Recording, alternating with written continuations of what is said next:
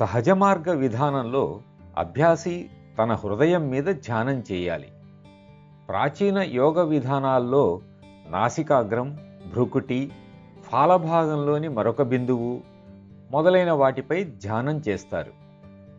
ఇతర బిందువుల మీద కాకుండా హృదయం మీద మాత్రమే ధ్యానం చేయడాన్ని నా గురువర్యులు నిర్దేశించారు. దీనికి 3 ముఖ్య కారణాలున్నాయి. మొదటిది, హృదయం మన ప్రాణాధారం.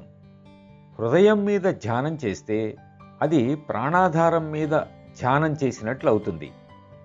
రెండవది, శరీరంలోని వివిధ భాగాలకు రక్త ప్రసరణ ఇక్కడి నుండే జరుగుతుంది. హృదయం పరిశుద్ధమైనప్పుడు నిర్మలత్వం శరీరమంతా వ్యాపిస్తుంది. మూడవది, మానవ హృదయమే దైవపీఠమని సర్వమతాలు బోధిస్తున్నాయి. కాబట్టి ధ్యానానికి తగిన స్థానం హృదయమే.